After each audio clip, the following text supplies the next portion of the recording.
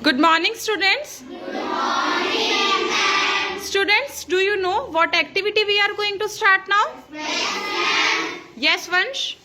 Distribution of sun rays on the surface of the earth. Very good. So, student, as one said, our today's activity is distribution of sun rays on the surface of the earth. ठीक है? अच्छा. Tell me one thing. The temperature is same everywhere or not?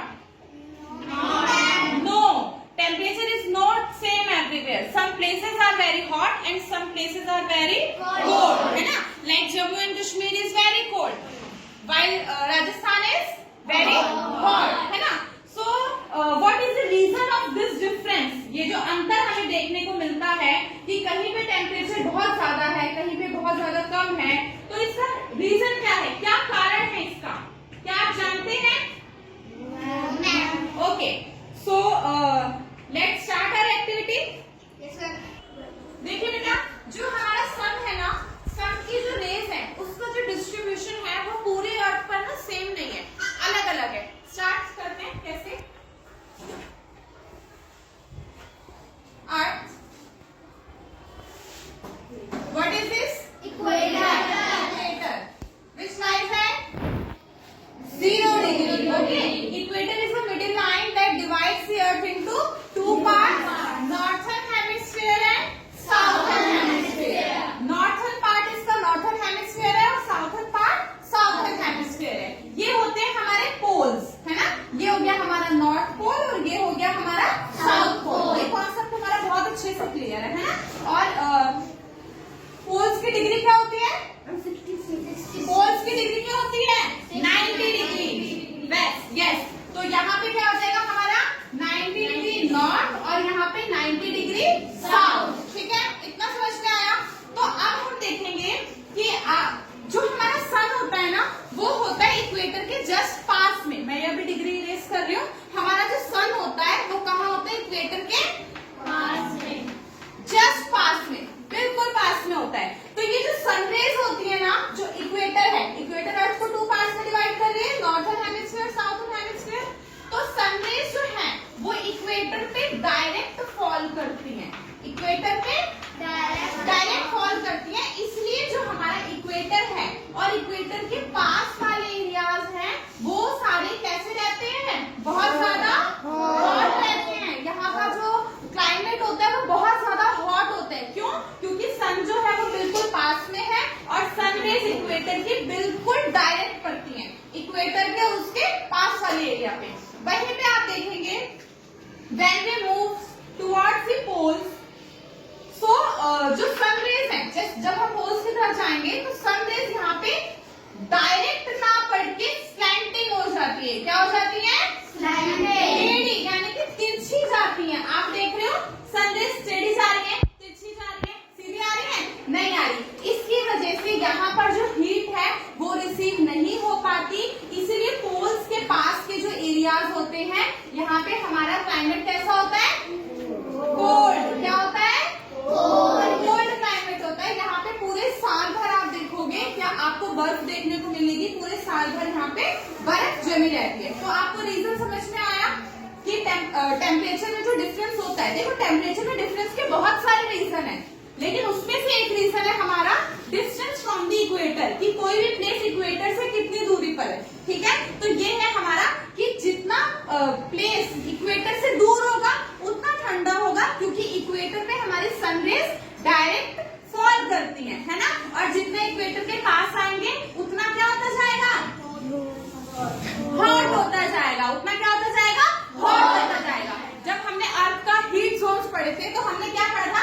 यहाँ पे हमारा tropic of cancer होता है, ये tropic of Capricorn होता है, ये हमारा Arctic circle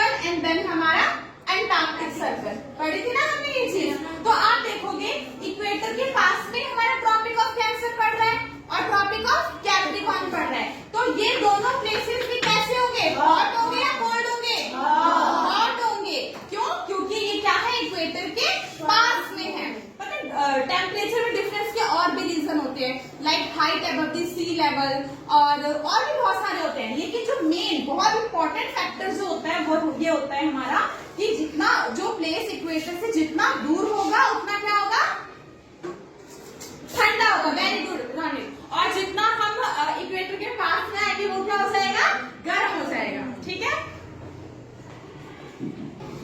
See student, as you can see, this line is equator. Okay, equator is a middle line that divide Earth into two parts. अगर आपको मैं जूम करके दिखाऊं ना तो यहाँ पे आपको इक्वेटर लिखा हुआ दिख भी रहा होगा, है ना।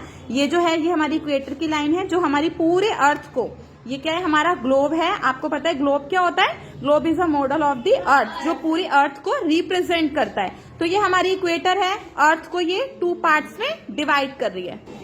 तो आप देखेंगे कि हम मान लेते हैं, ज्यूम कर लेते हैं, ये क्या है हमारा सन है। ये कैंडल है लेकिन हम ज्यूम कर रहे हैं ये क्या है हमारा सन है। तो आप देख रहे हैं सन ये है इक्वेटर के जस्ट पास में। ठीक है।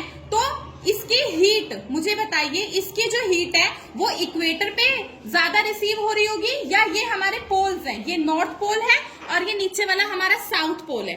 बताइए मुझे कि हमारी जो हीट है वो इक्वेटर पे ज्यादा रिसीव हो रही होगी या ये जो पोल्स है यहाँ पे रिसीव हो रही होगी। आप मुझे बताइए, देखकर बताइए ना कहाँ पे रिसीव हो रही होगी, इक्वेटर पे। बिल्कुल साफ साफ दिख रहा है, बिल्कुल सन इक्वेटर के पास में है, इसलिए सन की डायरेक्ट हीट जो है वो हमारी इक्वेटर पर आ रही है। और इक्वेटर के पास में ही आप देखोगे, मैं आपको जूम करके बताती हूँ,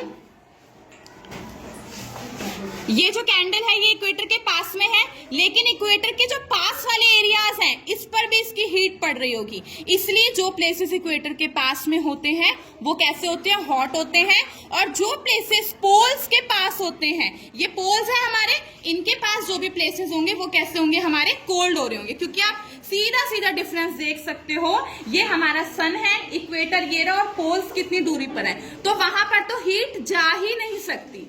ओके। तो यही रीजन है जिसकी वजह से कुछ प्लेसेस जो है हमारे, some places are very hot while other are cold. Okay, आप सभी को अच्छे से समझ में आया? किसी को कुछ भी डाउट है? ओके, मैं क्वेश्चन पूछती हूँ अब आपसे। Okay Vanshika, stand up. Vanshika, tell me why are the places near the equator hotter than the places far from the equator? क्योंकि इक्वेटर के पास ही सन होता है और उसकी डायरेक्ट हीट पड़ती है इक्वेटर के पास, और जो नॉर्थ एंड साउथ होता है वो थोड़ा उससे दूर होता है, इसलिए वहाँ पर उसकी हीट नहीं जाती। ठीक है, नॉर्थ और साउथ क्या होते हैं? पोल्स होते हैं। वेरी गुड, समझ में आया आप सभी को ये concept? Okay, very good, thank you.